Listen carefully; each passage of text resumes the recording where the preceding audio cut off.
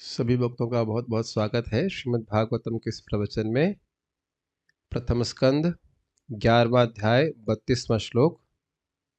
मैं समझता हूँ सभी को आवाज ठीक प्रकार से आ ही रही होगी। और स्टार्ट। हम लोग सुन रहे थे कि कल भगवान अपने भवनों में प्रवेश कर रहे थे। सर्व कामम, सारी इच्छाओं को पूर्ण करने वाले थे। अनुत्तमम अर्थात सबसे अधिक सबसे श्रेष्ठ थे। ये सब सुना था हम लोगों ने 23 में, सॉरी 23 में नहीं, 31 में को देखना है ना एक बार। क्या कहाँ रुके थे हम लोग?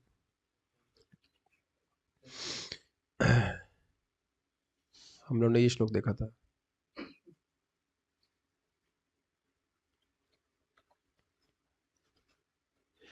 पत्न्यः पतिं प्रोष्य गृहानुपागतं विलोक्य संजात मनो महोत्सवाः उतस्तु आरात सहसासनाशयात् साकं वृतैर्विरीडत लोचनाननः।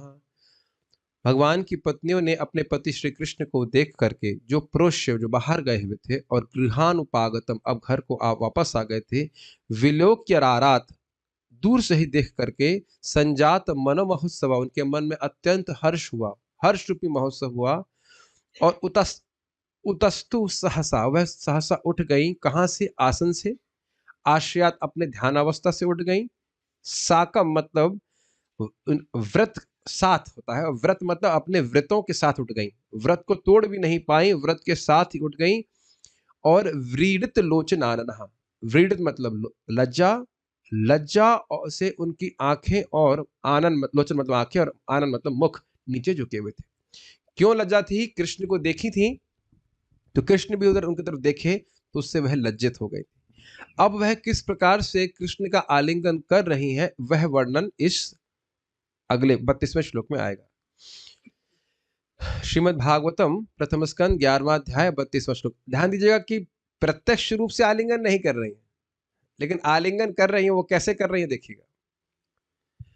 तमात्मजय दृष्टिभिरंतरात्मना, तमात्मजैर्दृष्टिभिरन्तवात्मना दुरंत भावा परिरेभिरे पतिम्, दुरन्तभावः परिरेभिरे पतिम् निरुद्धमप्यास्त्रवदम्बुनेत्रयो, निरुद्धमप्यास्त्रवदम्बुनेत्रयो विलज्जति नाम भृगुवर्य वैक्लवा, विलज्जतीनां भृगुवर्यवैक्लवात् तमात्मजैर्दृष्टिभिरन्तरात्मना, तमात्मजैर्दृष्टिभिरन्तरात्मना दुरंत भावः परिरेभिरे पतिम्, दुरन्तभावः परिरेभिरे पतिम् निरुद्धमप्यास्त्रवदम्बुनेत्रयो, निरुद्धमप्यास्त्रवदम्बुनेत्रयो विलज्जति नाम भृगुवर्य वैक्लवा, विलज्जतीनां भृगुवर्यवैक्लवात् तमात्मजैर्दृष्टिभिरन्तरात्मना, तमात्मजैर्दृष्टिभिरन्तरात्मना दुरंत भावाः परिरेभिरे पतिम्, दुरन्तभावः परिरेभिरे पतिम् निरुद्धमप्यास्त्रवदम्बुनेत्रयो, निरुद्धमप्यास्त्रवदम्बुनेत्रयो विलज्जति नाम भृगुवर्य वैक्लवा, विलज्जतीनां भृगुवर्यवैक्लवात् तमात्मजैर्दृष्टिभिरन्तरात्मना, तमात्मजैर्दृष्टिभिरन्तरात्मना दुरंत भावः परिरेभिरे पतिम्, दुरन्तभावः परिरेभिरे पतिम् निरुद्धमप्यास्त्रवदम्बुनेत्रयोः, निरुद्धमप्यास्त्रवदम्बुनेत्रयो विलज्जति नाम भृगुवर्य वैक्लवा, विलज्जतीनां भृगुवर्यवैक्लवात् तमात्मजैर्दृष्टिभिरन्तरात्मना, तमात्मजैर्दृष्टिभिरन्तरात्मना दुरंत भावाः परिरेभिरे पतिम्, दुरन्तभावः परिरेभिरे पतिम् निरुद्धमप्यास्त्रवदम्बुनेत्रयो, निरुद्धमप्यास्त्रवदम्बुनेत्रयो विलज्जति नाम भृगुवर्य वैक्लवा। विलज्जतीनां भृगुवर्यवैक्लवात्। करिए। तमात्मजैर्दृष्टिभिरन्तरात्मना तमात्मजय दृष्टिभिरन्तरात्मना दुरन्तभावः परिरेभिरे पतिम् दुरन्तभावा परिरेभिरे पतिम् निरुद्धमप्यास्त्रवदम्बुनेत्रयो निरुद्धमप्यास्त्रवदम्बुनेत्रयो विलज्जतीनां भृगुवर्यवैक्लवात् विलज्जतीनां भृगुवर्यवैक्लवात्। बहुत सारे अर्थ निकलेंगे तो अच्छा है कि एक ही श्लोक देखें, समझने का प्रयास करेंगे।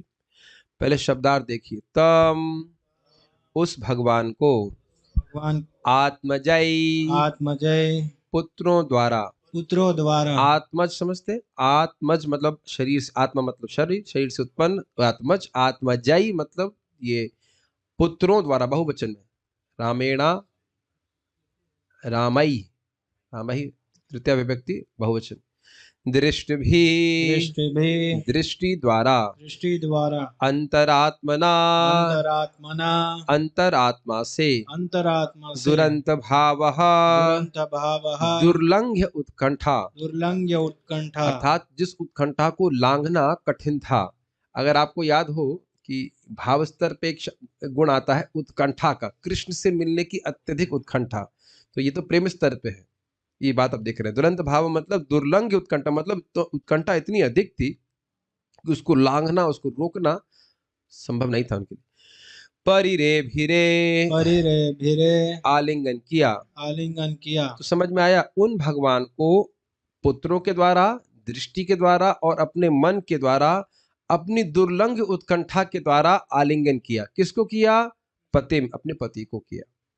निरुद्धम, निरुद्धम अवरुद्ध, अवरुद्ध, अपि होते हुए, आस्त्रवत् आस्त्रवत् आंसू, आंसू, अम्बु अम्बु जल की बूंदों के समान, जल की बूंदों के समान, नेत्रयोः नेत्रयोः आंखों से। आंखों से। ये समझ में आया। निरुद्ध होते हुए, यद्यपि उन्होंने उसको रोकने का प्रयास किया, फिर भी उनकी आंखों से प्रेमाश्रु जल की बूंदों के समान प्रकट होने लगे।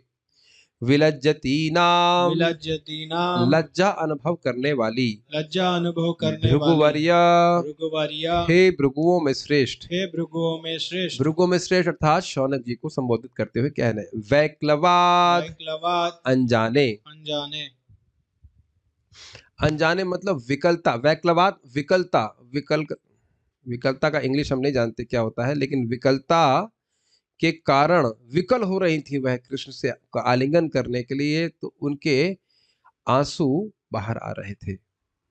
अनजाने का मतलब होता है ना चाहते हुए भी, ये अर्थ है। अन्वय बताऊंगा, अभी पहले अनुवाद देखते हैं। रानियों की दुर्लंघ उत्कंठा इतनी तीव्र थी कि लजाई होने के कारण, लजाई मतलब लज्जा से युक्त होने के कारण, उन्होंने सर्वप्रथम अपने अंतरात्मा से भगवान का आलिंगन किया, मतलब मन से आलिंगन किया।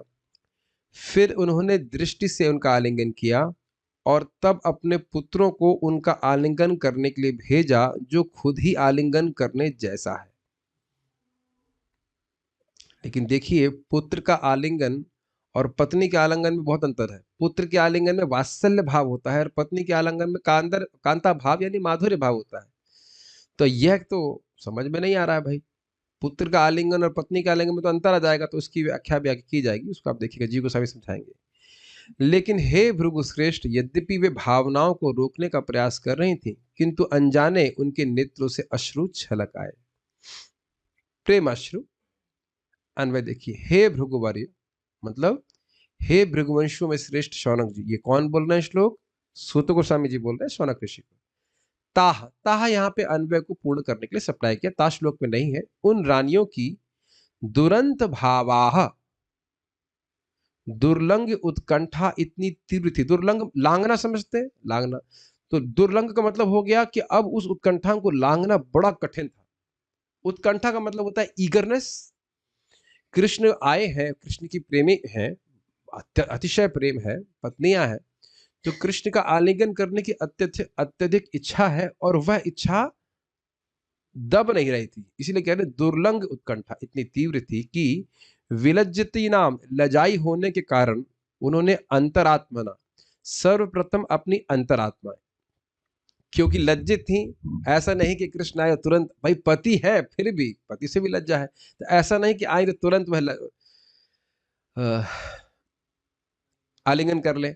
अब एक इंटरेस्टिंग बात है, जब बोल रहे हैं पुत्र, तो पुत्र ये मत सोचेगा 2 साल का बेटा क्योंकि भगवान भी 100 साल के हैं यहाँ पे, तो पुत्र भी 10 पुत्र है, तो पुत्र भी कोई ऐसा नहीं सोचना चाहिए कि 2 साल के होंगे। पुत्र भी बड़े ही है, ऐसे इसलिए कि छोटे बच्चे हैं, समझ रहे हैं। तो फिर भी भगवान का अपने पुत्रों के प्रति वात्सल्य भाव है। तो कितना समय बीतने के बाद भी रानियों का भगवान कृष्ण के प्रति लज्जा की भावना है। 100 साल के बाद पत्नी को क्या लज्जा होती है? लज्जा तो, हम क्या बोला इसमें, क्या व्याख्या करें, आप समझ ही रहे।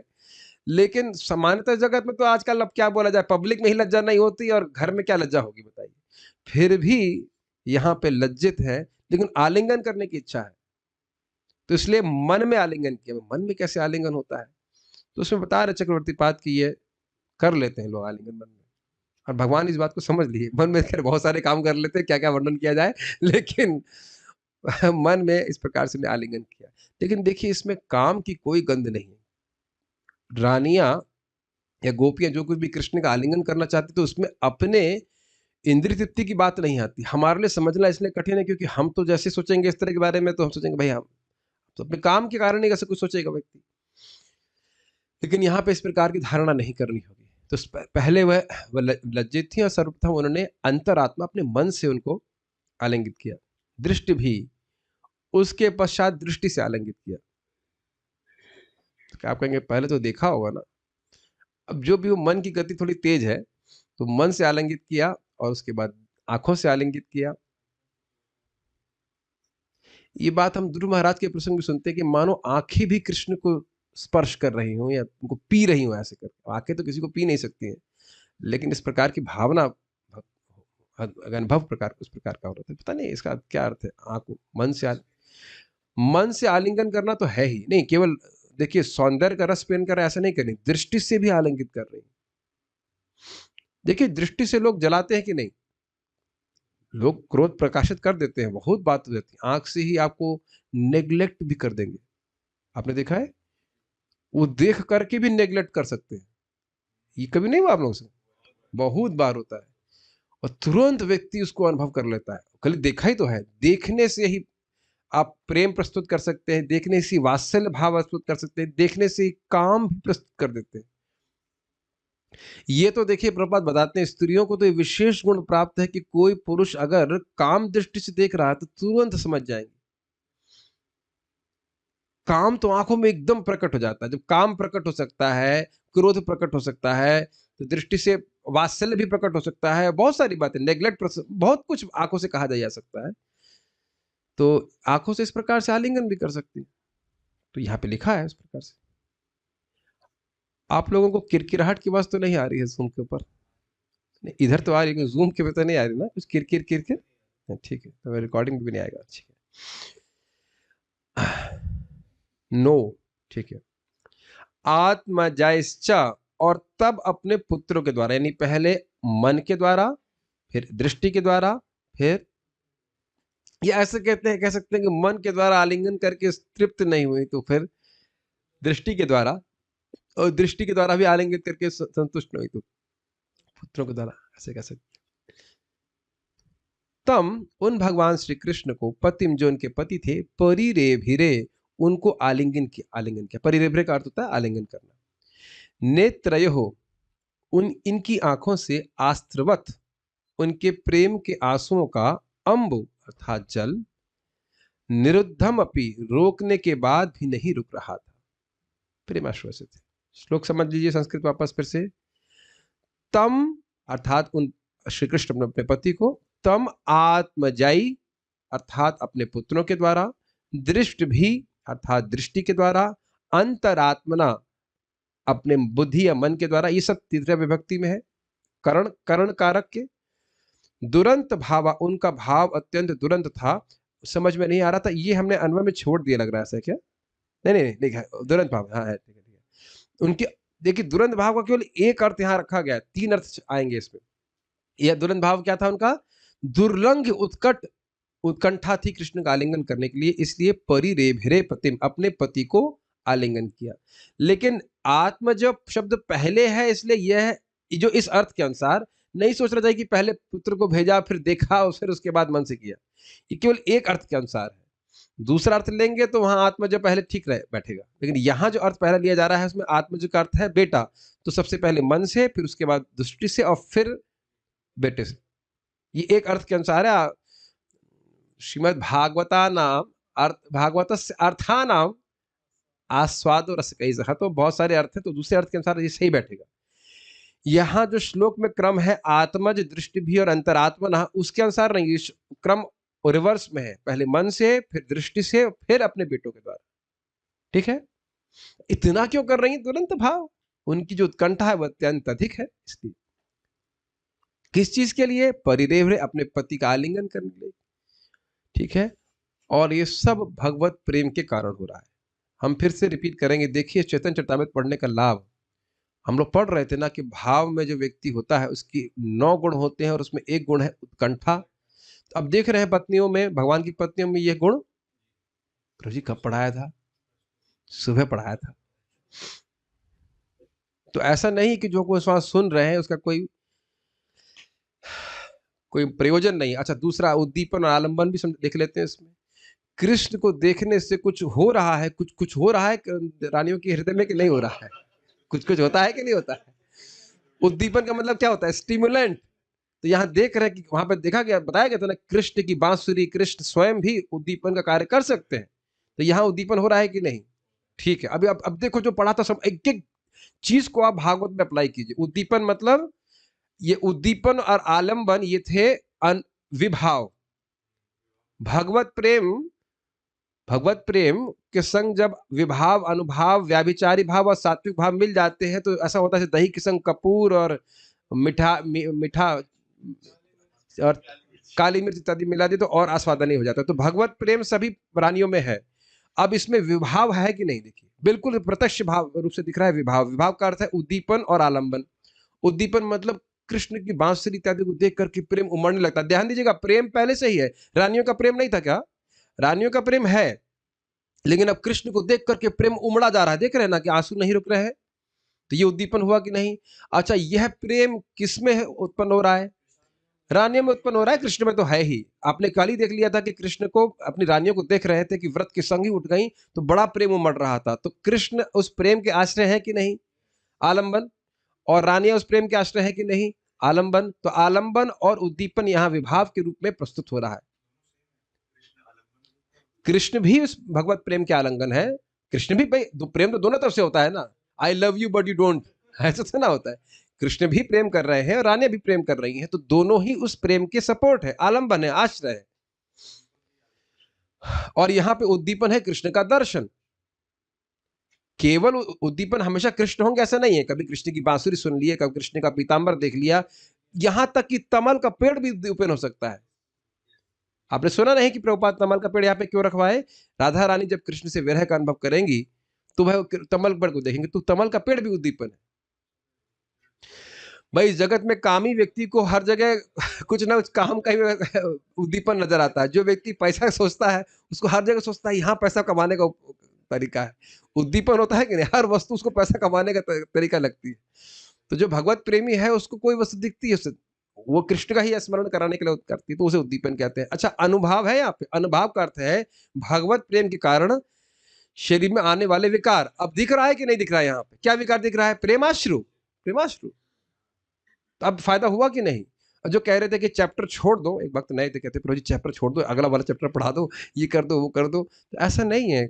अगर समझते हैं उसको तो ठीक ठीक अच्छे से भागवत भी समझ में आएगी। ओके, जो लोग आज सुबह की क्लास में नहीं आएंगे कहेंगे ये बातें कहाँ से आ रही हैं? उद्दीपन, आलम्बन, अनुभाव, विभाव, दही, मिर्ची, स्वाक, क्या हो रहा है? कहाँ ठंडे में दही पिला रहे हैं हमको? No problem, no problem, even if you don't understand. इस पे एक इंटरेस्टिंग बात ये है, बुरा मत मानिएगा, लेकिन शास्त्र में वैसा वर्णन है कि कभी कभी कोई ऐसी बातें बोली जाती हैं जो कुछ लोग ना समझे तो अच्छा है कि समझदार लोग समझ जाएंगे। तो भाई जो सुबह आएगा वो सुनेगा, वो समझ लेगा। जो नहीं समझ पा रहा उसके लिए कोई बात नहीं, वापस we come to Bhagavatam, we are talking about Bhagavatam. But that's a very good way. जो उद्दीपन आलम्बन समझ गया, अब हम लोग भागवतम में जब देखेंगे तो याद आ जाएगा कि अनुभाव क्या है, उद्दीपन क्या है, आलम्बन क्या इत्यादि। देखिए सब कठिन कुछ भी नहीं है। मुझे अभी माता जी एक बात बाद में मैसेज करें कि वह हिंदी ग्रामर में भी प्रेम के सब भाव पढ़ चुकी हैं, अनुभाव, विभाव। ऐसा नहीं कि हम लोग कोई बहुत स्पेशल बात पढ़ रहे हैं, इन द सेंस कि लोग पढ़ते हैं ग्रामर की दृष्टि, भले ही उनको भगवत प्रेम में इंटरेस्ट नहीं हो, लेकिन थ्योरी समझते हैं। और हम लोग जो भगवत प्रेम प्राप्त करना चाहते हैं, वो तो कहते हैं बस कैसे भी प्रेम मिल जाएगा, जानने की क्या जरूरत है ना? राधा चरण जी महाराज ठीक है कि नहीं? जितना भगवान के बारे में जानेंगे उतना अच्छा है। चलिए खैर, घबराइए मत। एक अर्थ आप समझ गए ना? चलिए आगे पढ़ते हैं। पूरा नहीं पढ़ाया मैं, थोड़ा बह गया।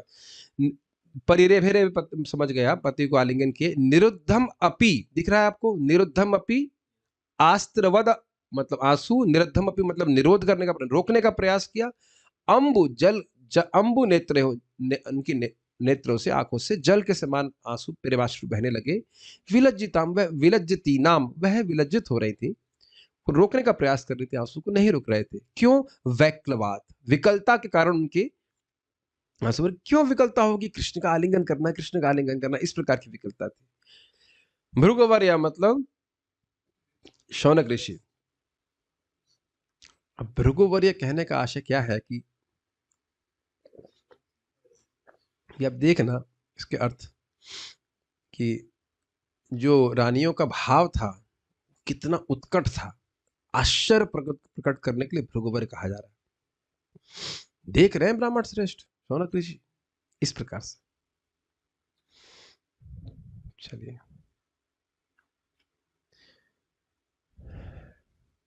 श्रीधरी आते हुए अपने पति को देखने से पूर्व उन सबों ने अपने मन से पति का आलिंगन किया। अच्छा, ये रोचक बात है कि देखने से पहले मन से कैसे आलिंगन किया? ये भी एक बात हो सकती है कि सुन लिया हो कि आ रहे हैं, यह भी एक बहुत अच्छी संभावना, अच्छी बात है। या ये हो सकता हो कि एक हल्की सी दृष्टि मारी और फिर आलिंगन कर लिया, फिर गंभीरता से दृष्टि से देख रही हैं। जैसे एक धर्म का नियम है कि किसी भी स्त्री को पहली दृष्टि के बाद दोबारा नहीं देखना चाहिए। समझ गए? एक व्यक्ति लगातार एक स्त्री को देखे जा रहा है, तो दूसरे पंडित जी ने कहा कि क्या कर रहे हो, सुना नहीं धर्मशास्त्र अनुसार भाई एक बार तो किसी भी स्त्री पर नजर जाएगी, दोबारा नहीं देखना चाहिए। तो दूसरा कहता है पहली नजर ही खत्म नहीं हुई अभी। पहली तो देख रहा हूं मैं। ऐसा भी लोग धर्म को घुमा देते। लेकिन हम पहली दृष्टि और दूसरी दृष्टि के बारे में बात कर सकते हैं। एक नजर पड़ी, कृष्ण आ गए हैं, वह भी एक संभावना है। और उसके बाद फिर उन्हें मन में आलिंगन किया और फिर बड़ी ही कह सकते हैं बहुत व्याकुलता, बहुत फोकस्ड वे में देख करके उन्हें आलिंगन किया। ये भी उत्प्रेक्षा पंडित जी के हम स्वीकार कर सकते। उसके पश्चात श्री भगवान को अपनी आंखों से देखकर दृष्टि से आलिंगन किया। श्री भगवान के समीप आ जाने पर जब श्री भगवान अपने पुत्रों को उठाकर गले से लगा रहे थे, उस समय आलिंगित होते हुए के समान उन सबों ने भगवान का शरीर से आलिंगन किया। ये कुछ समझ में आया? भगवान आए और अपने पुत्रों को गले से उठा लिए। अब देखिए बार बार हम लोग को लग रहा है बच्चा जैसा होगा, लेकिन बच्चा जैसा नहीं होगा, बच्चा सा नहीं होगा। लेकिन जो भी हो, उठा करके जैसे भी उन्हें अनुवाद हम पे रखा गया है, गले से लगा लिए होंगे। कृष्ण के बच्चे बड़े होंगे, भगवान के बच्चे बड़े होंगे, युद्ध के लायक है। सात्यकी तो बेटे नहीं थे, लेकिन अन्य लोग भी सब बड़े थे। उनके समय तक पौत्र प्रपौत्र भी हो गए थे। तो उन्होंने यह माना कि कृष्ण हमको आलिंगित कर रहे हैं। अब ऐसा क्यों? देखिए, पुत्र के रूप में ही व्यक्ति जन्म लेता है। आत्मनो जायते पुत्र, ऐसा कहा जाता है कि व्यक्ति स्वयं ही अपनी पत्नी के द्वारा पुत्र के रूप में जन्म लेता है। इसको हमने वहां सुना था जब द्रौपदी माता ने कहा था कि आप अश्वत्थामा को क्यों नहीं मारिए, अर्जुन को बोल रही थी क्योंकि अश्वत्थामा जीवित थे, द्रोणाचार्य मर गए थे, इसीलिए कृपि सती नहीं हुई थी। अगर बेटा है तो पति ही बेटे के रूप में जन्म लेता है, ऐसा कहा जाता है। इसीलिए तो अजामिल भी बड़ा दुखी हुआ था कि मैंने एक वैश्या से जन्म लिया। तो वैश्या तो जन्म नहीं लिया था, लेकिन वैश्या का संग किया तो उससे जो पुत्र उत्पन्न हुए उनके रूप में वो कहता है कि मैं ही उत्पन्न हुआ वैश्या के द्वारा। बड़ा अपने आप को हीन भावना मानता, तो ये सिद्धांत है। इसीलिए पुत्र जो भजन करता है, इससे पिता का तो डिलीवरेंस सीधा सीधा है, लिंक है। पुत्र पाप कर रहा है तो उसका उसका पिताजी पे जाता है। इसीलिए पुत्र को पुत्र कहा जाता है। पू नामक नरक से उतारने वाला होता है, उसको पुत्र कहते हैं। समझ में आ रहा है? तो ये सब बातें हमें समझनी होंगी। ये समझ में आ रहा है? पुत्रों ने आलिंगन किया तो स्त्रियों ने या पत्नियों ने यही माना कि हमने उनको आलिंगन किया, सामान्य प्रीति के अनुसार। उसका कारण यह था कि उन सबों का भाव गंभीर था, तुरंत भाव, अत्यंत उत्कट इच्छा थी। उस समय उन सबों के नेत्रों में जो प्रेमाश्रु आ गए थे, उन सबों ने लज्जावशात, यानी लज्जा के कारण उससे बहुत रोकना चाहा, किंतु वे आंसू बाहर निकल ही आए। तो देखिए, एक बात आ रही थी आज सुबह की चर्चा में भी, क्या ये जो प्रेम के द्वारा अनुभाव है, रोना, नृत्य करना, गाना, क्या इसको भक्त रोक सकता है? हाँ, कभी कभी रोक भी सकता है और कभी कभी नहीं भी रुकते हैं। ऐसा नहीं है कि हर परिस्थिति में भक्त रोक ही पाएगा। कभी कभी ऐसी स्थिति होती है कि ये रुकता ही नहीं है। तो ये जैसे आप यहाँ पे रानियों के केस में देख रहे हैं कि इतना प्रेम भगवान के प्रति उमड़ रहा है, वो नहीं चाहती है कि वो आंसू बाहर आए। भाई पति आए हैं, रोने का क्या मतलब है बताइए? वह भी, उसमें भी थोड़ा लज्जा आएगी कि भाई पति आए हैं, रोता हुआ तो नहीं देखना चाहिए पत्नी को। तो उनको लज्जा आ रही थी कि हमारा रोता हुआ चेहरा क्यों देखेंगे। लेकिन देखिए, ये रोना कोई दुख का रोना नहीं है, लेकिन फिर भी वो नहीं चाहती थी कि रोता हुआ मुख देखे। तो वह प्रेमाश्रु रुक नहीं पाते, विकलता के कारण, विकल समझ रहे, विकल हो रही है कृष्ण का आलिंगन करने के लिए, तो उस विकलता के कारण उनका आंख से आंसू आ रहे थे। हे भृगुवर, इस आश्चर्य को आप सुने। अच्छा, आश्चर्य क्या है इसमें? आश्चर्य देखिए, बड़ी इंटरेस्टिंग बात है। आश्चर्य, आश्चर्य के लिए अगला श्लोक होता तो अच्छा रहता, वो कल देखेंगे। आश्चर्य यह है कि ऐसा नहीं है कि कृष्ण को पहली बार देख रही हैं। 100 साल हो गए हैं। 100 साल में तो कोई भी पत्नी पति से बोर हो जाएगी। बुरा मत मानिएगा। हमने तो, एक माता जी बोल रही थी, अब कुछ दिन नहीं ठीक लगता है, बाद में सब रहना ही होता है साथ में एकदम, और पति के मुख पे बोल रही थी। हमारे गुरु महाराज बात को बोल रहे थे, ये जो तुम्हारा जो भी सो कॉल्ड माधुर्य भाव है, कुछ दिन ही तक रहता है, उसके बाद तो केवल सहना होता है। Maybe devotees can raise their hands or something like that. I don't know. Not here, also if you want. But basically सहन करना होता है। आप कहाँ से हाथ कर रहे हो? शादी तो हुई नहीं आपकी। पहले शादी करो फिर हैंड रेज करना। Just to raise hands you can marry. दोनों हैंड सरेंडर।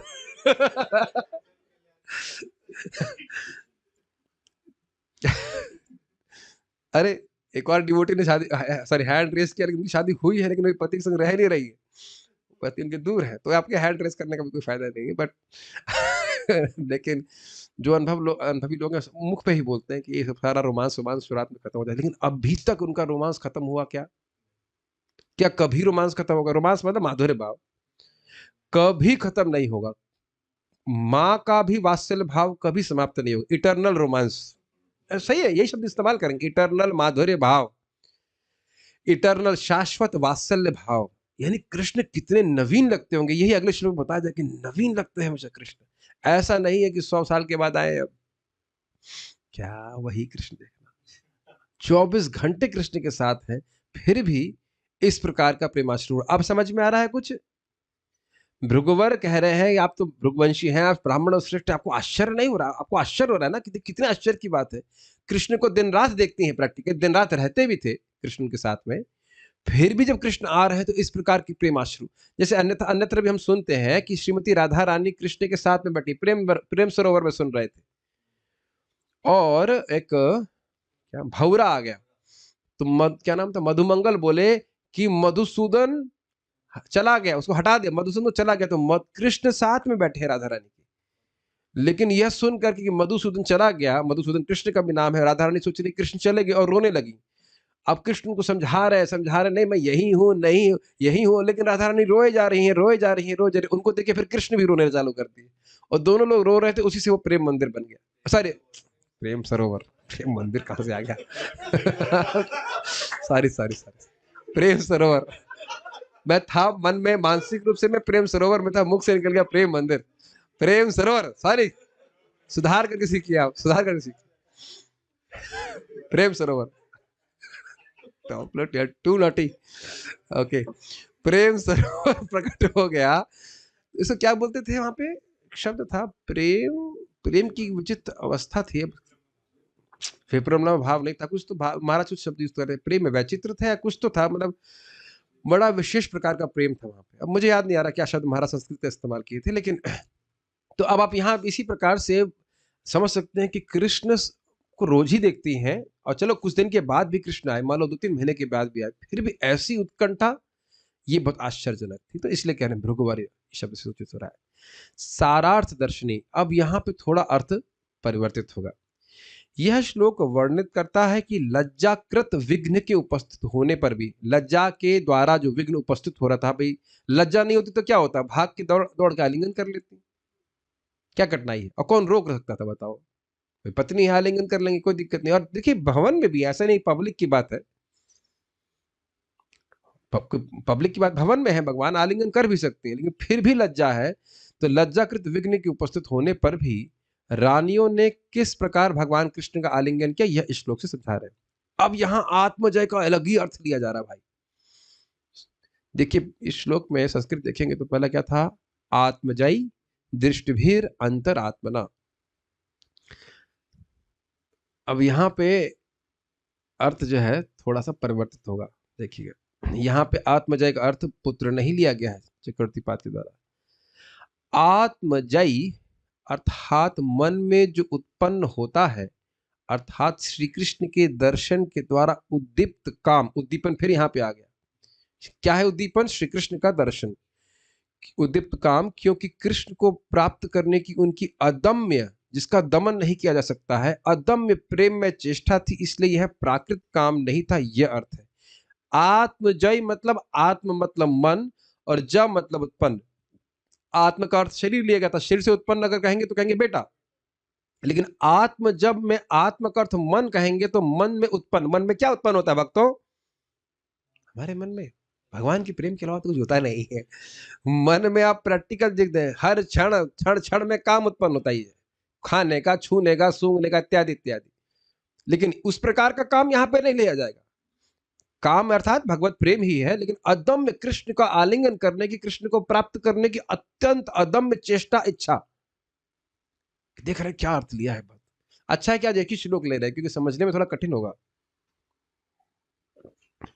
तो यानी कि आप इसमें तृतीय विभक्ति अप्लाई कीजिए, करण कारक। आत्मजयी, आत्मज का अर्थ क्या हुआ? भगवान को आलिंगित करने की अत्यंत उत्कट इच्छा, उस इच्छा के द्वारा, ये अर्थ होगा। आत्मजयी मतलब उस इच्छा के द्वारा, परिरेभिरे, उस इच्छा के द्वारा आलिंगित किया। इच्छा के द्वारा मतलब दृष्टि से और मन से आलिंगित किया, ये कहने का। अभी पूरा पढ़ूंगा तो समझ में आएगा। अमर कोश कहती है, मकर ध्वज आत्मभू, आत्मभू अर्थात मदन, मकर ध्वज, मकर मकर मकर मकर मकर ध्वज, इसके जो ध्वज, मकर ध्वज का अर्थ होता है मदन, यानी कि कामदेव। अब क्यों होता है मैं भूल रहा हूं, लेकिन इसका अर्थ यहाँ पे ऐसा है, अर्थात उन्होंने श्री कृष्ण को प्रगाढ़ इच्छा से देखा। प्रथमतः उन्होंने मनोरथ पूर्ण दृष्टि से उनका आलिंगन किया, यह चक्षुओं के माध्यम से आस्वादन है। समझ में आया? आत्मजयी दृष्टि भी परिरेभिरे पतिम, अत्यंत उत्कट इच्छा जो श्री कृष्ण के दर्शन के द्वारा उत्पन्न हुई थी उनके मन में, उसके द्वारा दृष्टि से कृष्ण का आलिंगन किया। उस इच्छा से युक्त होकर कह लीजिए, उस इच्छा के द्वारा, उस इच्छा के द्वारा कृष्ण को देख करके उनको आलिंगित करने की जो तीव्र इच्छा थी, जो मन में काम उत्पन्न था, काम का अर्थ मतलब इच्छा, उसके द्वारा दृष्टि से आलिंगित किया। मैंने आपको इससे पहले ही बताया था ना कि क्रोध आदि इच्छाओं को या भावों को आप मन से प्रस्तुत कर देते हैं। अगर मैं ड्रामा करो ना यार, अगर मैं ऐसे किसी को देखूं भी तो आपको लगेगा ना कि भाई क्यों, क्या बात है कि नहीं। ये कभी कभी स्पेस आउट भी होता है व्यक्ति।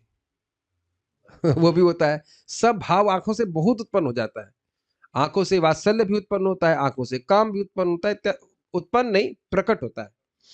तो ये कुछ समझ पा रहे हैं या कठिन हो रहा है? तो कह रहे हैं ये चक्षुओं के माध्यम से आस्वादन है। अरे अब हमको बोलना ही पड़ेगा भाई, जिस स्त्री में बहुत आसक्त है उसको देख करके ही आंखों से आस्वादन नहीं हो जाता क्या? बताइए। हाँ, जीवन सफल हो गया, पागल हो जाते हैं नहीं लोग देखने के लिए, बताइए। जो लड़कियों पर लट्टू होते हैं, अगर कहा जाए तो वो देखने के लिए वो आ गई, जाके उससे बालकनी से हाथ हिला दिया ना, कुछ कर दिया हल्का सा, एक में तो ओ भाई वो पागल हो जा रहे हैं इसके लिए, है कि नहीं? दुनिया में तो बहुत चल रहा है कि नहीं? अब मुझे ऐसा बात बोलनी पड़ रही है, लोग तो समझ ही नहीं आएगा, नहीं लोग करते हैं कि नहीं? हाँ, यहाँ सारे ब्रह्मचारी बैठे हैं, कोई पता ही नहीं है कि नहीं? क्या कर सकते, कर ही रहे दुनिया में, और क्या चल रहा है, ये तो चल रहा है। आंखों से ही सारा क्या कहते हैं चल रहा है, आंखों से देख देख के व्यक्ति खुशी हो जा रहा है, ऐसे करना चाहिए। अब ये सब तो काम व्यापार है, क्या समझेगा, लेकिन भगवान को देखने की तरह चक्षुओं के माध्यम से आस्वादन, चक्षुओं के माध्यम से आस्वादन, आंखों से बहुत आस्वादन किया जाता है कि नहीं? इस जगत में भी लोग घूमने के लिए जाते, हिल स्टेशन क्यों जाते? आंखों से सुंदर सुंदर वस्तु देखने के लिए, है कि नहीं? हजारों लाखों रुपए भी खर्च करते हैं पहाड़ इत्यादि देखने के लिए, तो क्या आंखों से आस्वादन नहीं होता है? आंखों से बहुत आस्वादन होता है। तो यहाँ पे चक्षुओं के माध्यम से आस्वादन उन्होंने किया, अपने नेत्रों के रंध्रों से उन्हें अंदर प्रवेश कराकर। ये लाइन समझ रहे हैं? ये तो आप प्रैक्टिकल समझ सकते हैं। कोई सुंदर रूप देखते हैं, वो अंदर एकदम प्रवेश कर जाता, बस जाता, फिर उसी का ध्यान व्यक्ति करता रहता है। उन्हें अंतरात्मना अर्थात अंतर्देह से उनका आलिंगन किया। यह कोई समझना बिल्कुल कठिन नहीं है। किसी व्यक्ति से हम प्रेम कर रहे हैं या कुछ भी कर रहे हैं, ये गुस्सा भी कर रहे हैं, उसको देख लेते हैं, फिर अंदर मन में ले आते हैं, फिर लगता है मुंह में वैसे मार रहे हैं उसको। अंतर्देह से मारते हैं कि नहीं? बताओ, गलत नहीं कह रहे कि नहीं? आप लोगों को समझ में आएगा नहीं, इसलिए मुझे ऐसी बातें बोलनी पड़ रही हैं, लेकिन हम सब ऐसा करते हैं। उसको सोच लेते हैं कि हमारे सामने है, वो कुछ कर नहीं पा रहा और हम खूब पीट रहे हैं उसको। आप लोग ऐसा नहीं किया कभी? कभी नहीं किया ऐसा? नहीं प्रभु जी, हम तो महात्मा बुद्ध के बाद हम ही तो पैदा हुए। है कि नहीं? ये सब करता है व्यक्ति। कोई बुरा बोल दे तो उसकी छवि मन में ला के मन ही मन खूब पिटाई करते हैं, है कि नहीं? है कि नहीं? तो अंतर्देह से कुछ करते हैं, समझ में आ रहा है ना आपको? तो यहाँ पे आप उसी तरह से समझ लीजिए कि मन में कृष्ण को, लेकिन देखिए काम के आधार पर मत सोचिएगा, भगवत प्रेम के कारण कृष्ण को मन में ला करके उनको आलिंगन कर रही है, बताइए। और देखिए कृष्ण तो वैसे भी हृदय में है। अब ये सब हो रहा है, ये नहीं समझ में आ रहा है कि सूत गोस्वामी जी को कैसे मालूम चल रहा है? ये भी एक आश्चर्य की बात है कि नहीं? भाई रानियों के मन में क्या चल रहा है, रानी क्या कर रही हैं, सूत गोस्वामी जी को कैसे मालूम चल रहा है? ये इसीलिए इसीलिए इसको समाधि भाषा कही जा रही है। अभी इस समय आपके मन में, मेरे मन में क्या चल रहा है, किसी के मन में और क्या चल रहा है, इतने सारे लोग देख रहे हैं, क्या कर रहे हैं, कौन जान रहा है, बताइए। लेकिन कितने ये अद्भुत ग्रंथ है, कभी ध्यान नहीं दे रहे। एक श्लोक पे विचार कीजिए, कितने आश्चर्य की बात है कि सूत गोस्वामी जी कैसे मालूम चल रहा है। ये भी कह सकते हैं सुखदेव गोस्वामी से सुने थे, ये भी कह सकते हैं सुखदेव गोस्वामी को कैसे मालूम चल रहा है। ये तो ये मतलब है ना, अद्भुत बात है। इसीलिए ये रिवील्ड नॉलेज है, बड़ा अद्भुत है। भगवान की रानियों के हृदय में क्या चल रहा है वो सब जान रहे हैं। बहुत ही अमेजिंग है एक श्लोक। ऐसा उन्होंने क्यों किया? मानो कोई प्रश्न करे तो इस पर कहते हैं दुरंत भाव, अर्थात देखिए, अब दुरंत भाव का पहले क्या अर्थ लिया गया था? उत्कट इच्छा।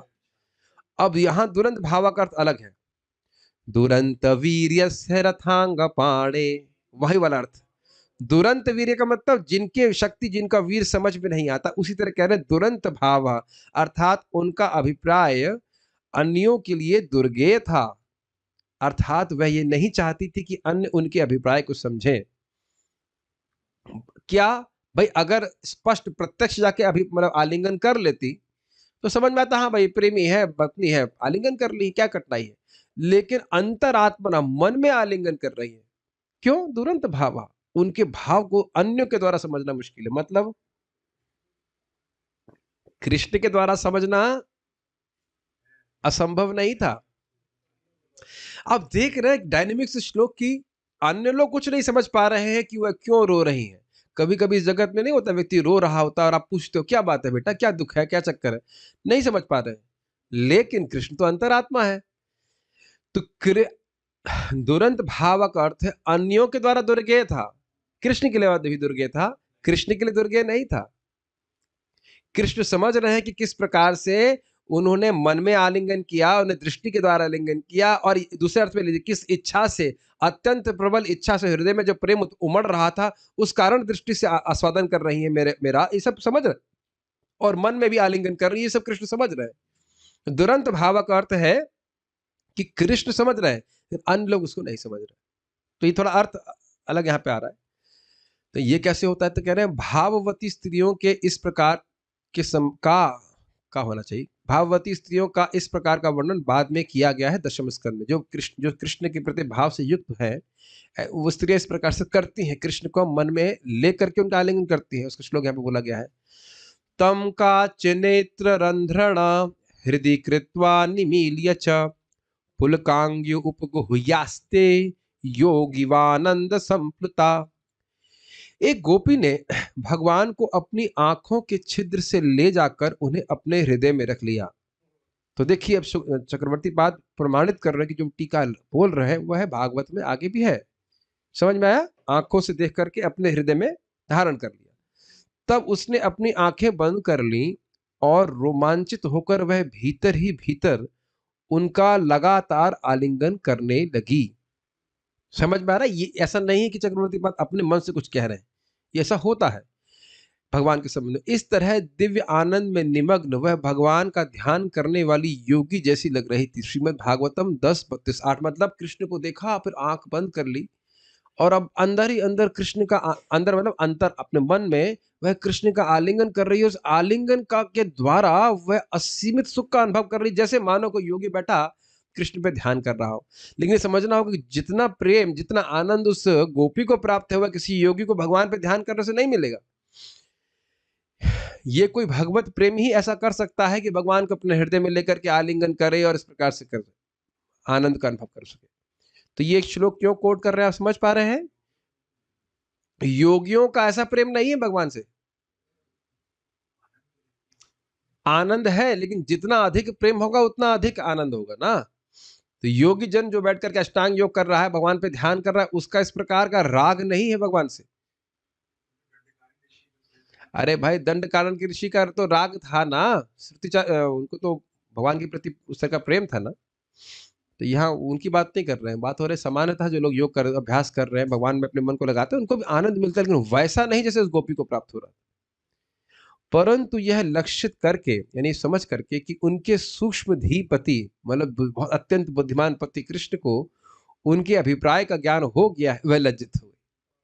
और यद्यपि उन्होंने अपने नेत्रों में अश्रुओं को प्रवाहित करने से निरुद्ध किया, अश्रुओं को अपनों नेत्रों से होना चाहिए, मैंने अपने नेत्रों से अश्रुओं को प्रवाहित होने से निरुद्ध किया, परंतु विकलता और विवशता के कारण कुछ अश्रु उनके नियंत्रण के परे वैसे भी बह गए, हे भृगुवंश में सर्वश्रेष्ठ।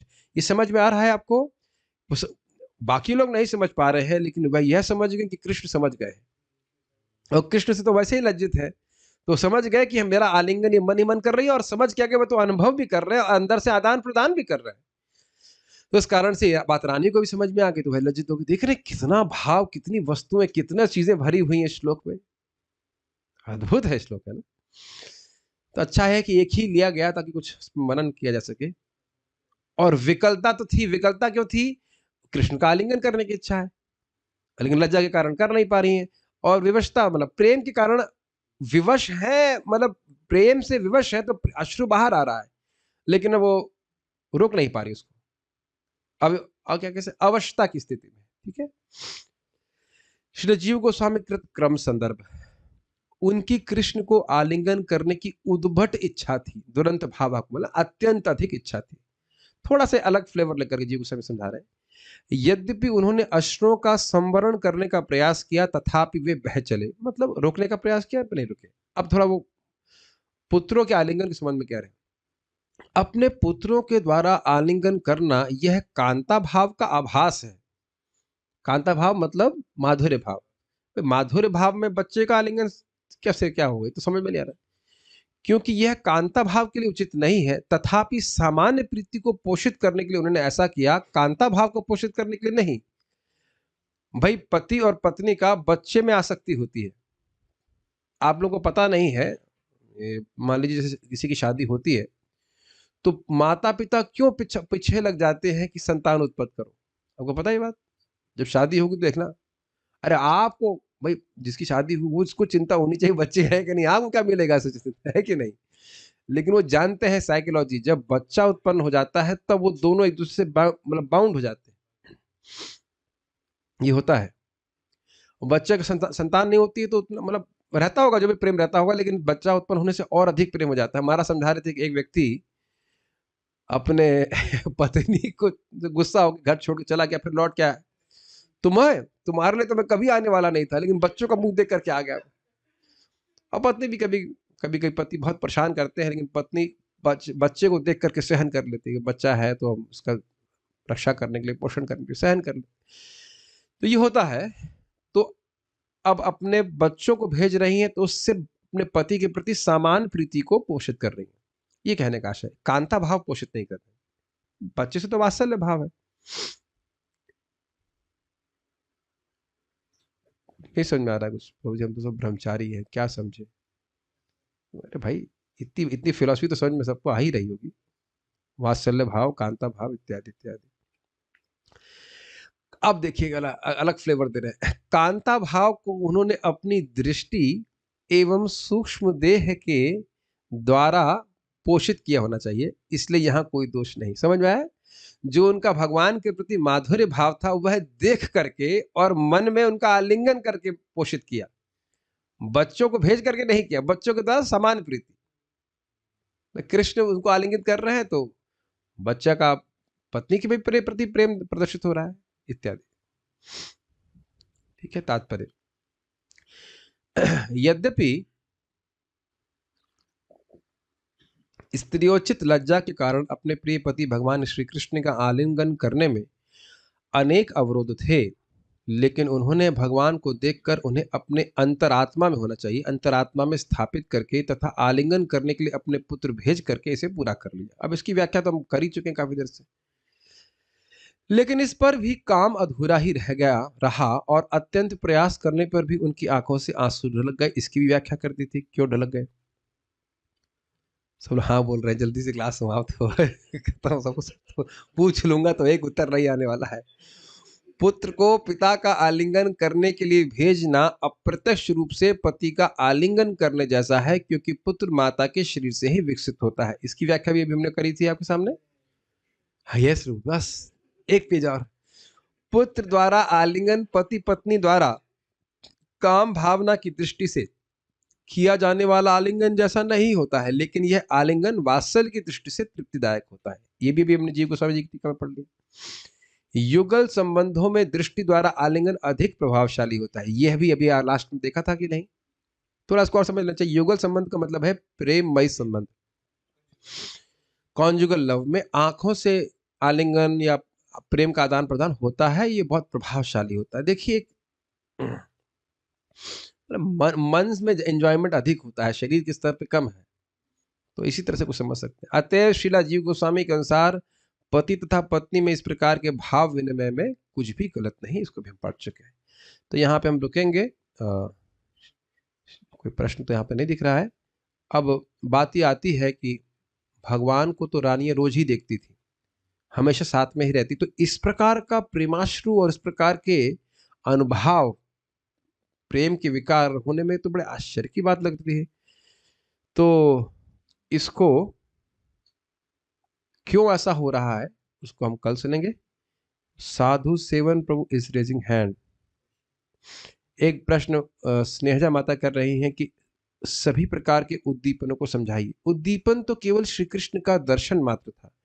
साधु Sevan Prabhu can be unmute करने में तो नहीं, आपको मैं को-होस्ट बना रहा हूँ, you can just post a question by chat as by the time I am explaining things. तो देखिए, ये उद्दीपन और आलंबन शब्द हमने इस्तेमाल किए थे, ये व्याख्या की आवश्यकता है जो सुबह नहीं भी आया, मैं फिर समझा रहा हूँ। देखिए, भगवत प्रेम है और इसको स्थायी भाव कहा जाता है। दास्य साख्य शांत दास्य साख्य वात्सल्य और माधुर्य, ये स्थायी भाव है, फिक्स्ड भाव है भगवान के प्रति, इसे भगवत प्रेम कहा जा रहा है। अब इसमें अन्य वस्तुएं जब मिल जाती हैं तो यह और वर्धित हो जाता है और अच्छा लगता है। तो उसमें एक है विभाव, दूसरा है अनुभाव, व्याभिचारी भाव और सात्विक भाव। तो व्याभिचारी भाव सात्विक भाव हम नहीं पढ़ा रहे, हमने पढ़ा भी नहीं इसको। हमने दो चीजें पढ़ी थी, अनुभाव और विभाव। तो विभाव के दो भाग होते हैं, उद्दीपन और आलंबन। तो बेसिकली उद्दीपन का मतलब है कि भगवान की बांसुरी, जैसे यहाँ पे देख रहे हैं भगवान का दर्शन या भगवत संबंधी और कोई वस्तु या भगवान के भक्त किसी तरह से देखने से वह प्रेम उद्दीपन स्टिमुलेंट का काम करता है। प्रेम तो है लेकिन प्रेम और प्रकट हो जाता है। तो यहाँ पे उद्दीपन क्या देख रहे हैं आप बताइए? श्री कृष्ण का दर्शन यह रानियों के हृदय में जो स्वाभाविक प्रेम है उसको स्टिमुलेट कर रहा है और बढ़ा रहा है और वर्धित कर रहा है। ठीक है। और उस प्रेम का आलंबन, आलंबन का अर्थ होता है सपोर्ट। जैसे मैं कहूं कि ये ग्लास को सपोर्ट किया है तो ये कहेंगे हारमोनियम, हारमोनियम पे रखा गया है। हमारा आलंबन अभी शरीर का आलंबन क्या है? ये पृथ्वी आलंबन है। तो भगवत प्रेम का आलंबन दो होते हैं, भगवान और भगवान का भक्त। भगवान अपने भक्त के प्रति प्रेम का अनुभव करते हैं और भक्त भी अपने भगवान के प्रति प्रेम का अनुभव करता है। वो प्रेम कहाँ होता है? भगवान के हृदय में और भक्त के हृदय में। समझ में आ रहा है? इसको आलिंगन कहते हैं। तो ये हो गए विभाव। और इस प्रेम के कारण भक्त में और भगवान में दोनों में विशेष प्रकार के विकार या कुछ शरीर में मन में कुछ परिवर्तन आते हैं, उसको अनुभाव कहते हैं। जैसे रोना, लोटने लग जाना, आंसू मतलब बेहोश हो जाना इत्यादि इत्यादि। कोई कठिनाई तो नहीं हो रही समझने में? भाई हृदय में हमारे काम रहता तो उसके कारण बहुत सारे काम विकार उत्पन्न हो जाते हैं कि नहीं शरीर में। मन में काम आ गया तो आपको कुछ विकार आ गया, क्रोध आ गया तो शरीर में विकार आ जाता है, हम तो देख रहे हैं। तो उस तरह से मतलब ये उस तरह का मतलब नहीं, यहाँ के विकार अलग है। दुखी हो गए तो हम रोने लगते हैं कि नहीं? तो इस जगत में मन की स्थिति क्या शरीर पर प्रकट नहीं देखी जाती है। बेहोश हो जाता है कभी कभी व्यक्ति, बहुत दुख में होता है। तो भगवान का प्रेम जब हृदय में प्रकट होता है तो विभिन्न प्रकार के विकार शरीर में व्याप्त होते हैं, उसको अनुभाव कहते हैं। तो यहाँ अपने अनुभाव भी देखा कि नहीं? अनुभाव है प्रेमाश्रु इत्यादि प्रकट होना। तो ये सब बातें थी। तो उद्दीपन है कृष्ण का। तो यहाँ पे उद्दीपन जो है वह है श्री कृष्ण का दर्शन है। साधु समय ने अपना फ्रेम क्वेश्चन को फ्रेम नहीं किया, सो शैल स्टॉप हियर। श्रीमद् भागवतम की जय, श्रील प्रभुपाद की जय, निताई गौर प्रेमानंदे।